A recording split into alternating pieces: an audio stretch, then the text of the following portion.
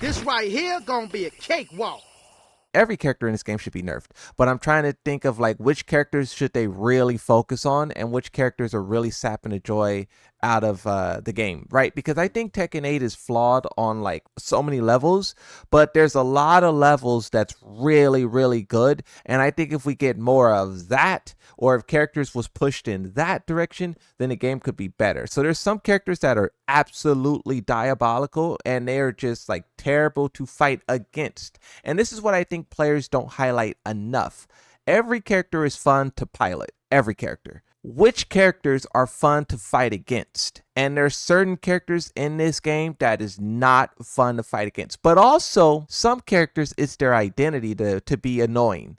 And I'll start with my own character, Yoshimitsu. Yoshimitsu is super powerful in this game, and it's because they changed his identity from a turtle keep out to a rushdown aggressor. But since his identity is turtle keep out, he still retains his turtle keep out moves like flash, poison breath, down for a 2, down for a 4, hop knee that evades mids at times and stuff like that. Like Yoshimitsu has like a tricky moves, like a gimmicky move set, but he has some serious offense now, and those two things don't mash well. So they need to strip away all of that offense and make him defensive like he used to be, because the flash in Tekken 7 was stronger because it used to launch in sword stance. In Tekken 8 it's weaker because it only launches in heat and no sword stance, and it does it has less range and tracking than Tekken 7. So how is Tekken 8 flash weaker but players find it even more annoying? Think about that, right? His spin, you used to be able to cancel the animation in Tekken 7 and make it faster. In this game, you can't do that.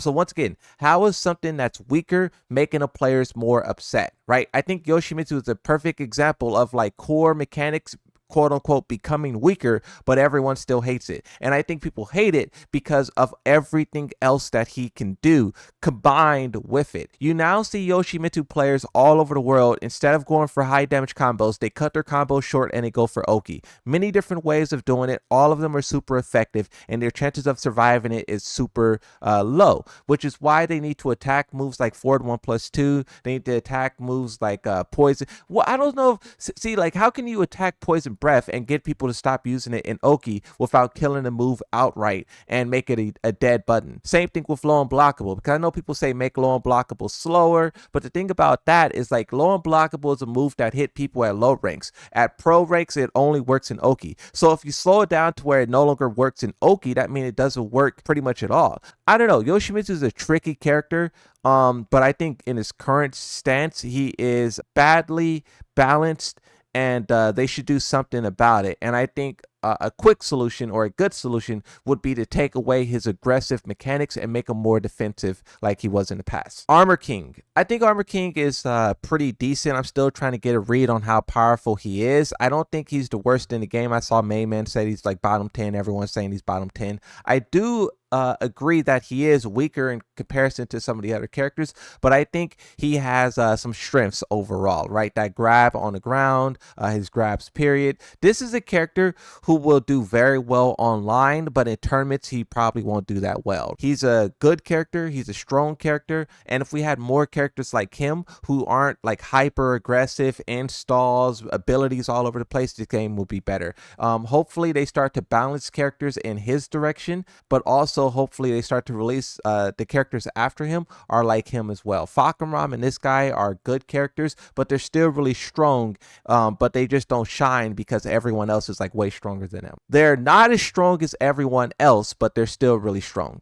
And if you're in an online environment, he becomes even stronger. Eddie. You guys know I've been doing like 2 weeks of training against Eddie. I learned a lot about this character. Not enough to beat D, right? He still got me. But in all of my training, I learned that this guy had some very powerful tools. I think forward 4-3 is one of the best lows in the whole game. Eddie can abuse that without really having to commit to pretty much anything. Maybe there's some characters who has a 14 frame launcher. Yoshimitsu doesn't. So Yoshimitsu kind of just has to like get a read on it and then punish him and then try to make him suffer harder with a mix-up, but that mix-up can also be turned back in your direction, right? But 443 is really good. His sidestep 1+2 is really abusable, but generally I think the thing with Eddie about him overall is that one, he's very easy to pilot, and all of the burden is put on the player to defend. Eddie can just spin around, kick, and do all this stuff without like a care in the world, and you have to like have all of this defensive ability and this defensive knowledge to crouch here, to jab there, interrupt, to flash here, to step there, and this is a character that just really puts all of the burden on the opponent, and the Eddie, you know, kind of could just do what he wants. This is a bad design character. Confusing by nature, 50-50s by nature, but also requires no skill to use. So I'm not really a fan of Eddie's design, 333 and whatnot, right? Claudio has a couple of things that's powerful, like game breakingly powerful. The guard break is still really crazy, especially at high level.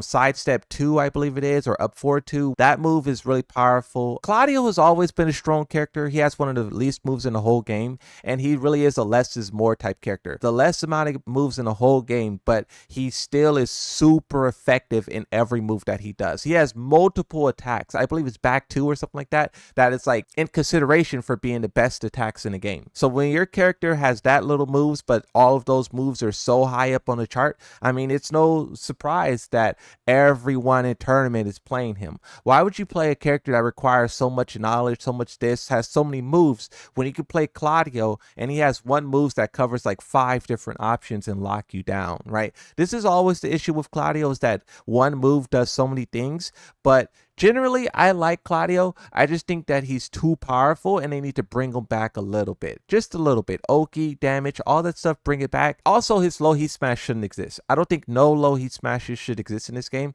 So if they can get rid of that, then the character would be better. Paul Phoenix, they can fix him with just removing some of his unscaled enders and then maybe some tweaks in like damage. But really, like, he's not. What I'll say about Raven kind of will double for Asuka, Leo, Anna, even kind of like Lars and Harong. Basically stances. Certain characters have stances in this game where they just do it endlessly. You fight against a good Raven player, and you'll hear over here 1,000 times before the match is over. It just shouldn't be that way.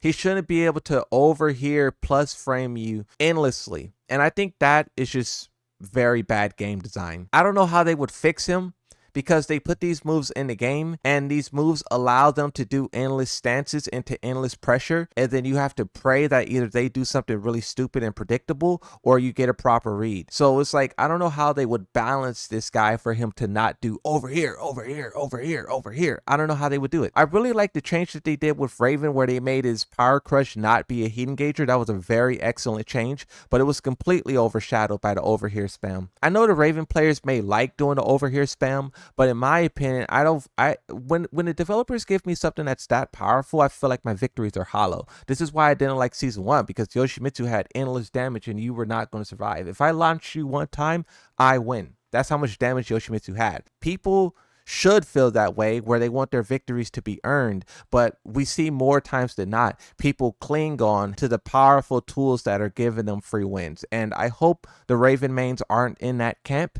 I don't know how they feel about people wanting the over here spam to be gone, but I think the over him spam is terrible for Tekken, and it should be gone. And like I said, that applies to Leo and her stances, Anna and her stances,